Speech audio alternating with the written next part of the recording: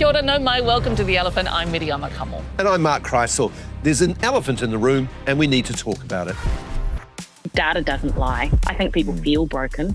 There's a big chunk of New Zealanders that are doing it really tough. And there's also a big group of New Zealanders that are doing it absolutely fine. There's some people doing really well, but I don't think all those people are doing all they can to give other people a hand up. The gap between haves and have-nots has never been bigger. That's the experiment that New Zealand is running a little bit at the moment. There's a lot of people out there hurting. But isn't this an emergency? But it's a different kind of emergency. We've actually all got to work together. Because many people believe poverty is a personal failure. Yeah, well, that's a disgrace. Today's episode, brace yourself after the winter of discontent. Has New Zealand lost its way? Are we broken? I mean, this is a toughie for me because I love our country. We punch well above our weight on so many measures, but not everyone is feeling it. It is cold, it is dark, it is gloomy, it is depressing. Kashi is an Australian gym trainer who lived here for a year, and he reckons we're well broken. I will be moving from New Zealand in about 3 weeks. I can't do it anymore. I can't stay here any longer. It's ridiculous. Now, it'd be easy to write him off as a whinging Aussie and say, ka kite anō, Kashi, but it seems a lot of us have had a gutsful of the land we used to call God's own. Do you think New Zealand's broken? Yeah, definitely. General cost of living is just astronomical. I do know a lot of people my age are kind of struggling with the job market in terms of salary and the entry-level roles. A lot of my friends headed off to Australia this year. I'd say like 50% of the people I went to uni with. We are going through some pretty hard time at the moment. It just feels like there's not a lot of energy around. I think everyone's just, hunkering down, just to getting on with surviving, basically. Not thriving. We all want to thrive, right?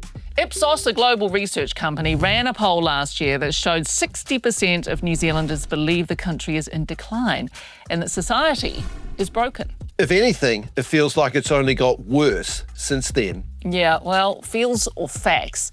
We know the cost of living has hit households hard. Prices just keep going up. Things are getting more and more expensive and New Zealanders are struggling to keep up. Power, insurance, rates, the weekly groceries. How much do you think the shopping will be cost?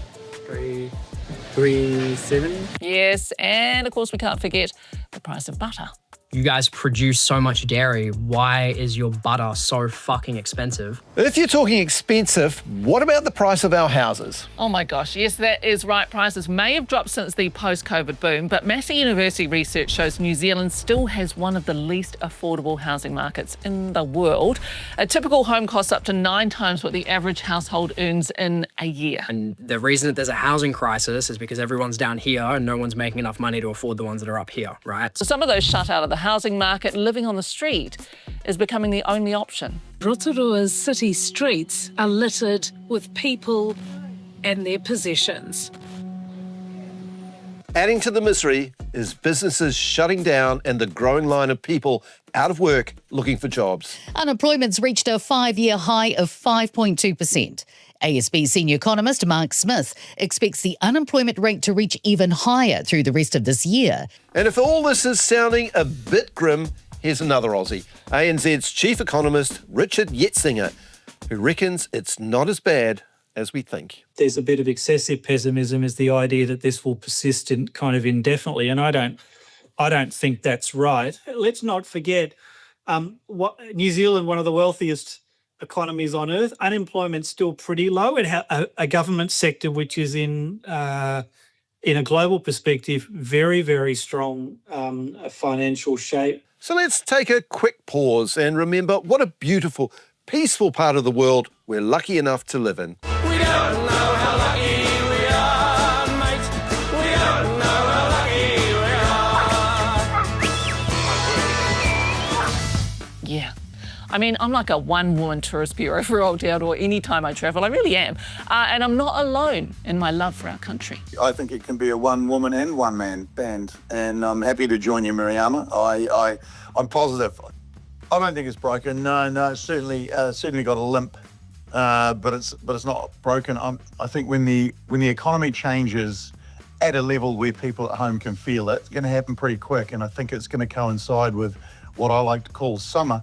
And I think that's going to lift all our moods really quickly. I'm an optimist. I'm very positive about this. It seems like Jeremy's in your corner. Of course he is.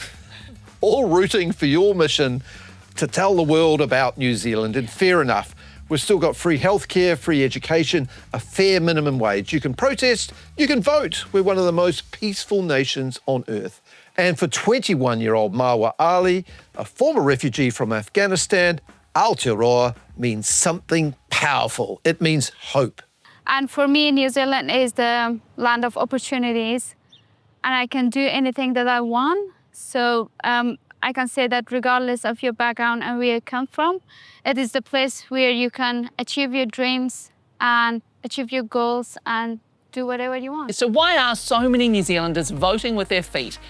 More than 70,000 left Aotearoa over the past year looking for a better life. A third were young people.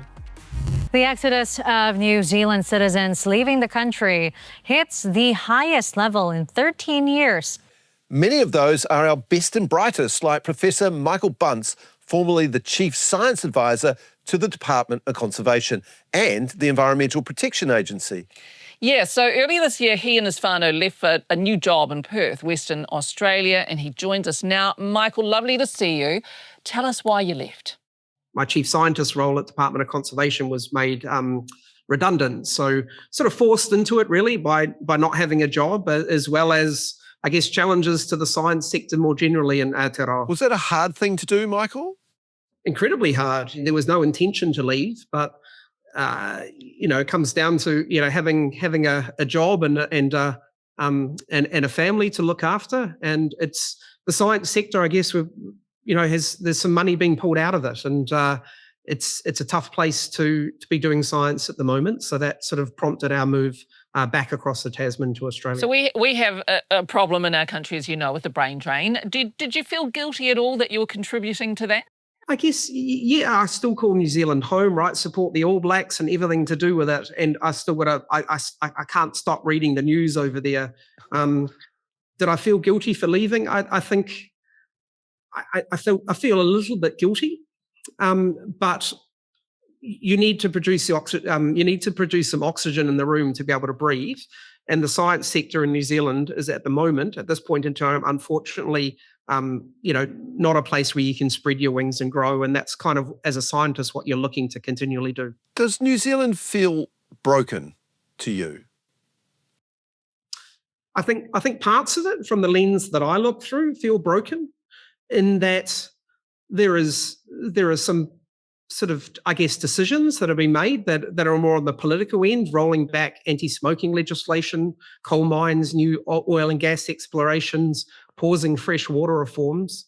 And that's a personal view, but some of those rolling back innovations in that area to live within our planetary boundaries do feel broken. One of the things that draws people to Australia is the better the notion that there's going to be a better lifestyle, you get paid more. Now that you're there, has that all come to be the case? I just, as a scientist, you don't probably go into science to, attract really high wages. Wherever you go, you want to make a difference in the world. But yeah, I'm certainly getting paid more, and there's better opportunities, better superannuation, some of the schooling available here as well. So there are some benefits there. We've lived in Australia for many years and then moved back to New Zealand and now moved back again. And that will probably be the end of our end of our moves, unfortunately. So like I say, I'll come back and visit New Zealand. We've got a number of collaborators over there who I work with in the science industry, but that will probably put a line under the science that I do in New Zealand. I feel like I've given it a good red hot crack, and I'd love to see some more science going, but that won't be with me. What are the consequences, do you think, for New Zealand to lose smart people like you, Mike? What does that mean for science? What does that mean for our progression as a nation? I guess your listeners should realise that science is not a tap that you just turn on off. When you want a new scientist, you don't just go down and buy one and turn the tap on a bit because you want a bit more science in that area. It takes years, decades to build up that capacity. And funding of science is not something that you should, defunding it is not something that you should do lightly. And I guess that's That's the experiment that New Zealand is running a little bit at the moment. In social sciences and some environmental sciences, there's a lot of people out there hurting. So the consequences are they're not short term. They tend to be sort of medium to long term when we want capacity in that area and you look around and you haven't got it. Have we lost you for good, Michael? Is there anything that could bring you home? We miss you. Oh, you can never say. I miss New Zealand as well, and I've still got a lot of collections over there. But I can influence some of the science that I do in New Zealand from afar. So I work for a philanthropy at the moment that funds quite a few science projects around the globe, including in New Zealand. But this is sounding a little bit like you're saying, no, I'm here now in Australia for good. I can't imagine moving back to New Zealand. Yeah.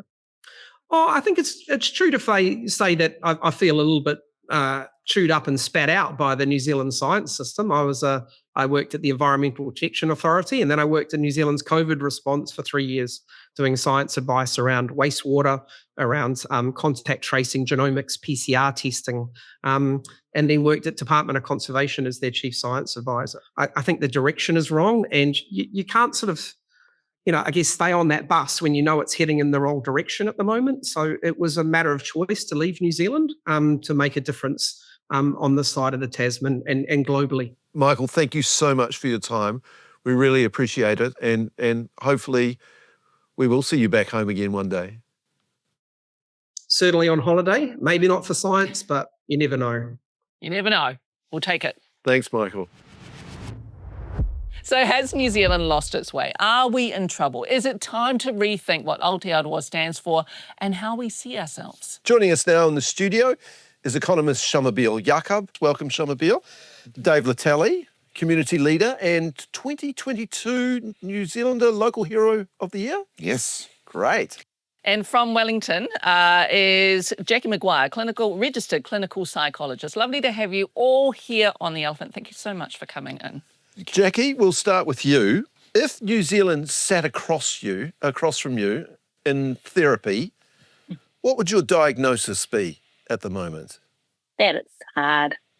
We're living through many, many challenges, and I think we're at a crossroads in terms of being able to acknowledge what's feeding in to the hard and how we put some, in psychology terms, long-term sustainable interventions in place to see positive shift. Does that mean depressed? Yes, about a third of New Zealand adults would say that on a weekly basis they experience anxiety and depression. That's gone up from about 25% in the last 5 years. And when you track a whole lot of measures, Lydia and Mark, we're declining in a number of them. And so data doesn't lie. I think people feel broken. I don't think it's irreversible, but I think we need to make some very clear decisions. So if you take, child wellbeing, and you can't find a New Zealander, I think, that doesn't care about what's happening to our youth. You can look at the latest UNICEF report. We're 32 out of 36. For child mental wellbeing, we're 36 out of 36.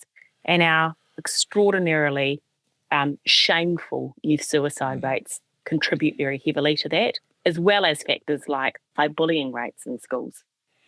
So, Shamabeel, from an economic point of view, if New Zealand was a company that you were analysing, what would you say? Well, I think there's a bit of context required that what we're dealing with is probably the deepest and longest recession since the GFC. So there is just a whole barrage of things that have been coming at us. But even in a recession, even in the worst of times, not everybody experiences it the same way. I think what we have seen in the last few years is there's a big chunk of New Zealanders that are doing it really tough. And there's also a big group of New Zealanders that are doing it absolutely fine. But there is a growing number of New Zealanders that are doing it tough, and they're doing it tougher than before. And I think that's what we're seeing. It's the distress, that rawness that we see in surveys, in data, in what people are saying to us is, I feel like things are not going forward. I feel like the country's not heading in the right direction. And I think it's related to both of those economic reasons and also to some of those social reasons that Jackie talked about. Dave, you see the front line. Yeah, to talk of what Jackie said as well. We just, we run programs called From the Couch where we measure, we run surveys before and after. And, so many people are thinking of suicide every day. And then you work in prisons and you hear the stories about where these youths come from, and you understand why, and then you we've got to try come up with a way of how can we navigate our way through this so that things are better for all of our grandchildren, and what Jackie said, this is a long-term thing, where we've got to look at how, the gap between haves and have-nots has never been bigger, I don't think, this gap. And like Shamabir was saying, there's some people doing really well, but I don't think all those people are doing all they can to give other people a hand up. It's interesting, Dave, if I can jump in. I was speaking to a Plunket nurse this morning who said she visits 7 families a day, and she said the hardship she is seeing and hearing about has become more widespread. But even through that widespreadness, the gap is increasing. But also I talk to people about your sixth sense, which is like, it's your gut feel, right? How are people doing around you in your gut? And I think when you spend time with people from many walks of life in New Zealand, hope is harder to find, I think, than what I'm used to here. Yeah, for a lot of us, there's no hope. That's the problem. There's no light. In the past, and things might have been tough, but you can see that things might improve, things might get better. But the issue is, for a lot of people that we work with, there's no hope, there's no light. I think it started with the COVID pandemic. I think that was very disruptive for all of us. Then we had the cost of living crisis. Then we had the big increase in interest rates. Then we had the job losses and business closures. So it's been kind of this rolling more. And in the backdrop is this wider kind of tectonic shift, I think, in terms of how we think about politics and geopolitics, economy, everything, right? It feels like everything is shifting, and it's a very unsettled time. I think a little bit of context, though. Yes, things are really tough now, but it's not like we've never been through these periods before in New Zealand's history. If you think back through the reforms of the 1980s and the mother of all budget in the early 1990s, those were extremely traumatic times for New Zealand too.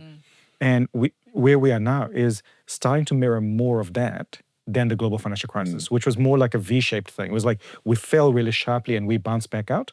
This time around, we fell and we kept on bumbling along the bottom. And I think that's what's kind of really eroded people's confidence. I think if you look at COVID, where anyone who just had their heads above water then, working class, middle class, just had your head above, you might have had a little savings.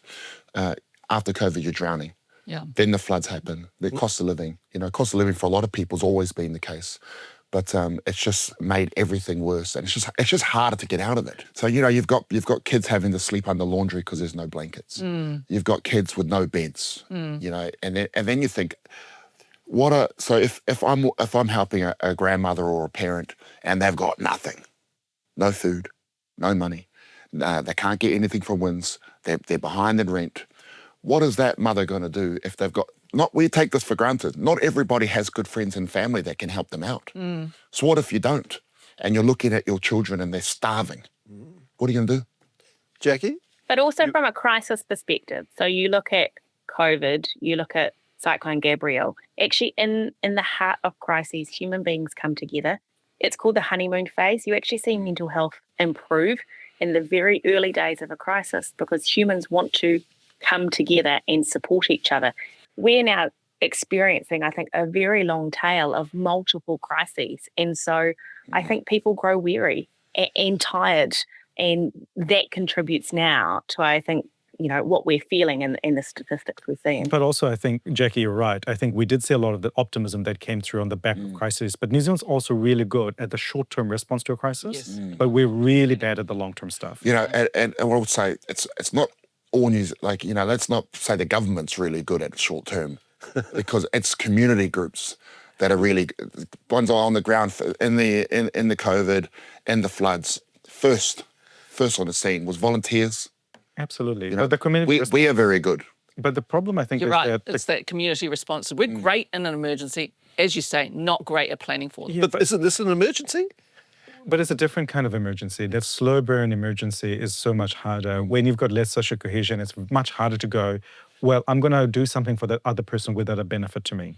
And that's much harder during periods where it's not an immediate crisis. And that's why I think why community is more important than ever. So it's the stuff that we do. It's stuff that so many groups together where they have that, what Jackie was saying, the connection. We're belonging, we're in this together, we're helping each other. We need more of that. I'm interested, but you as a motivational speaker, it's on your T-shirt, mate, there, Butterbean, motivation. How do you motivate New Zealand to get out of this? Well, we focus on our community. That's what we do, like a village, like a marae. If you need help with kai, we got you. Are you working? If not, why not? What barriers can we help remove to help you get into work, to navigate the system? That's what's required, and it's not overnight. If you're looking at some of these families where, as far as you look back, they've never seen what success looks like. There's alcohol abuse, drug abuse, spousal, whatever it is. They've never seen anything else. So that requires long-term support so that you can turn it around so that their lives for their grandkids and our grandkids are better. Does it require government intervention? Does it require funding? If we're talking about community coming to the fore, how much should we rely on government to be there too? Well, they've got to fund it, but support it long term. You can't go from 3 months to 6 months to grant.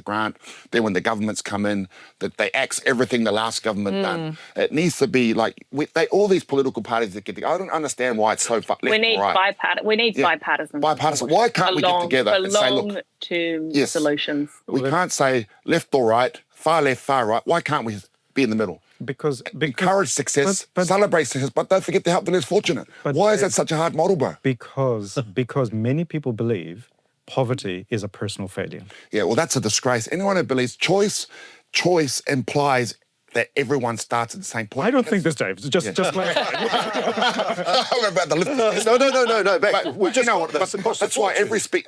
Medi's heard my speeches.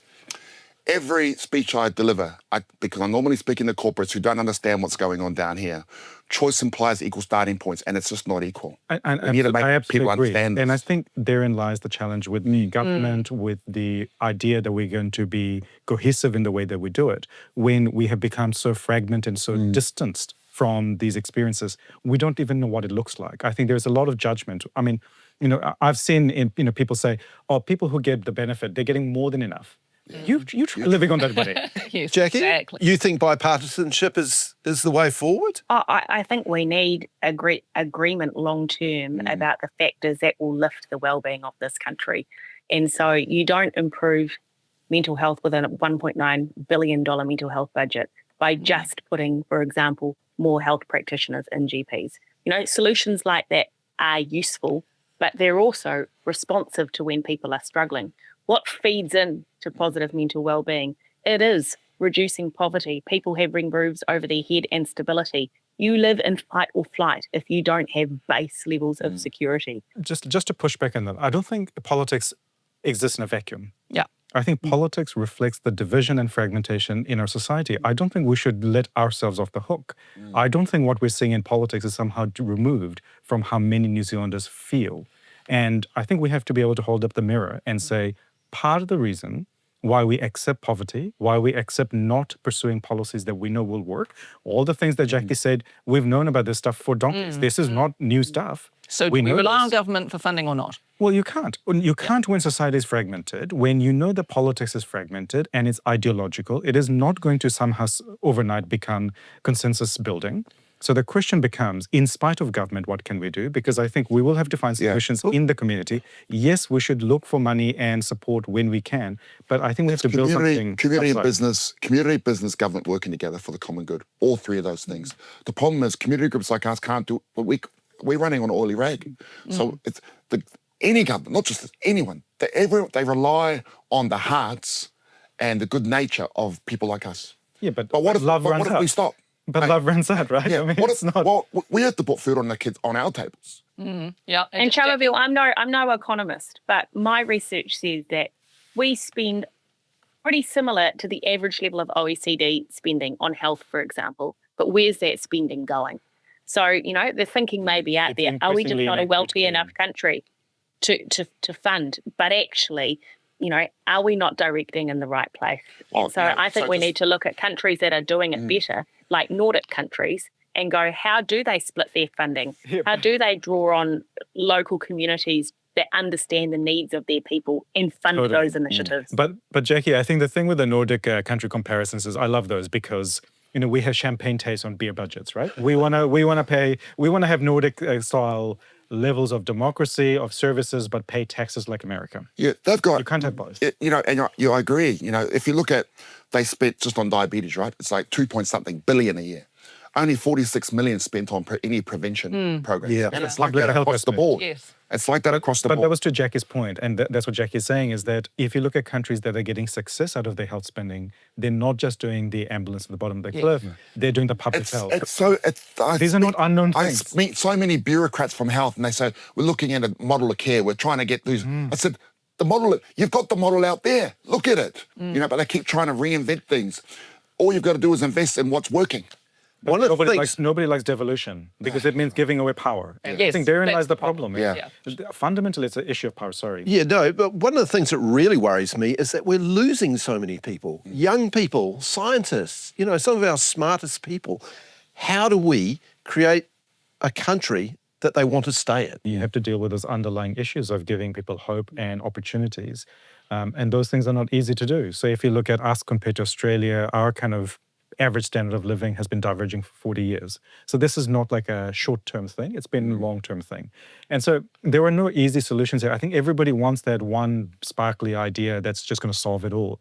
But I think, you know, what Dave's been talking about, fundamentally, in my view, what's missing is somewhere along the way we've lost that sense of New Zealand identity of doing things together and for each other. Yeah. And that kind of the cultural element is probably where we've kind of lost that. I don't know what. Can I add to that, Shamabeel? Because I think what we also pride ourselves on in New Zealand is Kiwi ingenuity. And what I have observed over the last decade, perhaps longer, is that we're really good at watching and waiting to see what other people do, and then we act. So I'm going to challenge you all now. Give me something positive. Well, I'll tell you something positive. We'll put this to the guys, because actually we rate really highly in the World Happiness Report. So last year we were number 10, and this year we're number 12, just behind Australia. But that's from Gallup research. So we actually, despite all of these problems, we have quite a high rating in our global happiness. I was going to say, and to me, that was the context that I started with right at the beginning. It's not terrible for everyone. In fact, New Zealand is an amazing, beautiful country to live if you have enough money and resources. But there is a growing rump of people who are finding it really, really tough. We can hold that complexity in our head. Both of these things can be true. Yeah. But you look at the life satisfaction score that goes similarly with that research, Mitty, which is, you know, on average, we score 7 out of 10 in terms of people's life satisfaction. You know, only 2% of New Zealand report that they've got poor health from a self-report perspective. Yeah. When you know, and so our accessibility to health is good compared to global standards in terms of if you need support in the healthcare system, generally you can find that. We have fresh drinking water that comes out of our taps. You know, you look at the destruction that's going on internationally, and yes, we can sit here and be grateful for the beautiful country that we live in. But I also think we need to be comparing first world countries to other first world countries as well in terms of but Jackie, our standard of care. Can do better. We can do better, but I think we also have to be able to hold that idea of complexity in our head, that both of these states are possible in our society. And the question is, what happens afterwards? I think we spend a lot of time diagnosing things in New Zealand. And to me, it's kind of like when you see all this stuff, what's the sense we get out of it? Is it a sense of resignation or a sense of inspiration to do something differently? I don't see Dave sitting on his butt going, I'm just going to resign myself and just let it happen, because that's not how change happens. Yeah, I think, you know, the way I live my life is if I can help, I do.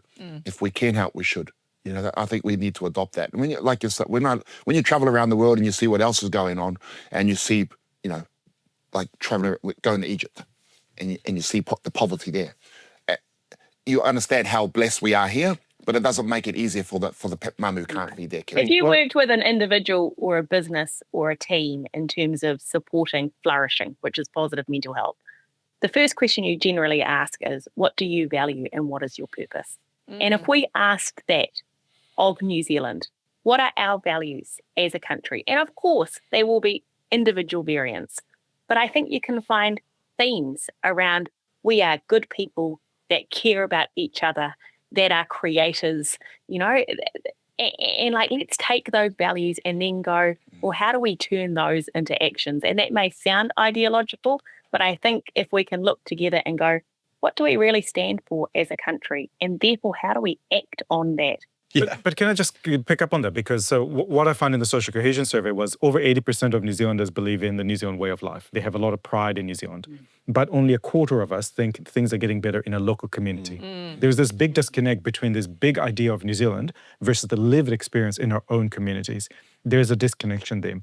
What Dave was talking about before, and also what Jackie was talking about, I think there is an element of that sense of belonging that we seem to have lost, and how we define the belonging. And part of the reason why I think that sense of belonging has diminished is because we're not participating in those non-work-related things anymore.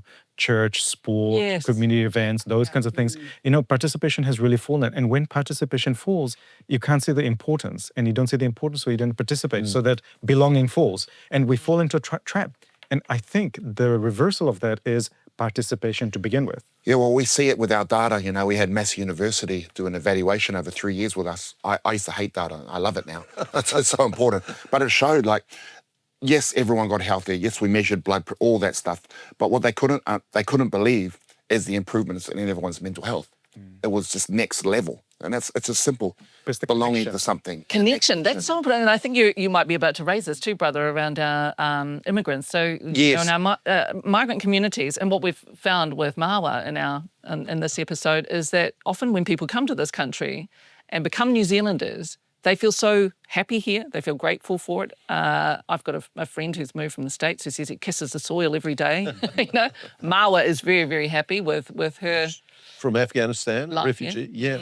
And this is it. And I think that's what I was saying, that there is so much in New Zealand that is amazing and good, but we have to be able to hold the complexity of thought in our head that I also wonder there are here people who too. are struggling. So loneliness has more negative impact on your mental health and well-being than obesity, than on smoking. We have a internal drive to connect and to belong and to feel like we matter. But I also wonder, with the change in the way in which we're working, with more people being at home, which means there's less people seeing others on public transport, talking to people in the office, I'm out loud hypothesizing. Does that mean potentially our awareness of how others are living has decreased too?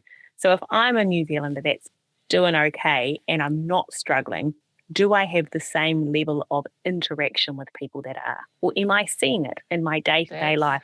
If I'm going from my house we know that's to not my happening. cafe and home again, is my view of New Zealand narrowing? We don't see the 80% of life because everything is hyper-focused on the extremes. But, we know that society has become more stratified over time, that we're not, bumping into each other so much, right? We're not connecting with each other. And that's what I meant, that, it's quite hard to empathize with somebody when you don't know them. And so it's very easy to say, it's your personal failure for being poor. Your choice. It's your choice. You should be pulling yourself out of the bootstraps. I did, forgetting that they had the benefit of the entire community supporting them on the way out. Yes. But these are hard things to kind of shift quickly.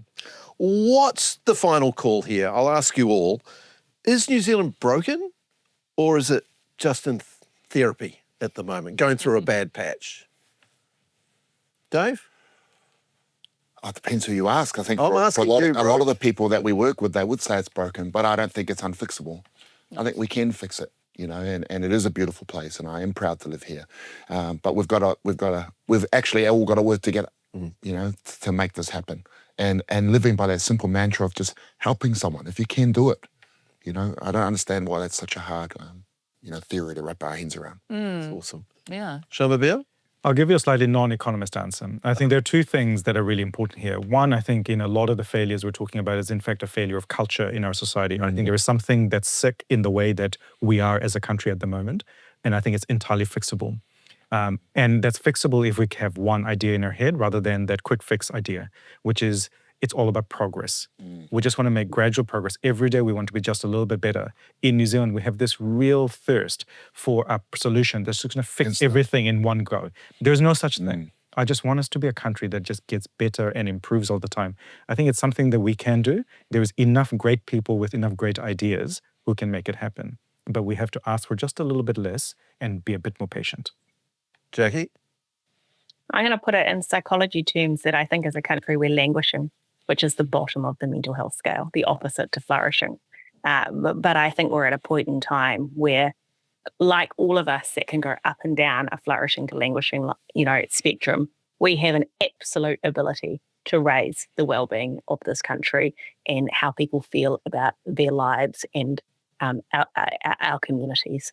But I do think we need to be looking long term, and we need to be coming together to remember our purpose, our values, and the actions that all of us, can be contributing to shift us up that scale. Brilliant. Thank you so much for that, Jackie, and also Dave and Shamubeel. Brilliant to have the three of you here on The Elephant, and for us to be able to hear your different perspectives, where you agree and where you think we need to challenge ourselves a little bit more. It's a vital question. Yeah. And we're so grateful that you've come in to discuss this with us. Ngā mihi nui kia koutou katoa.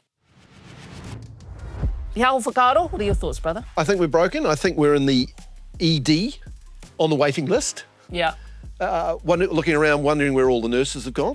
It hurts to hear you say broken, I've got to say, because I love the country so much. I'm thinking, are we broken? We may well be. Maybe I've got my rose-coloured specs on. Yeah, but you can love your country and also expect it to be better. Yes, 100% agree. And I'm worried about all the people like Michael who are leaving the country, our best and our brightest. Yes. I hope they come back again. I mean, we definitely have a lot of problems. I do accept that, and I see that. I mean, we've done these stories over the years as journalists. We know that there are a lot of very serious problems in our society. Do you know, I really like what Dave said, though. We can't rely on somebody else to come and fix it.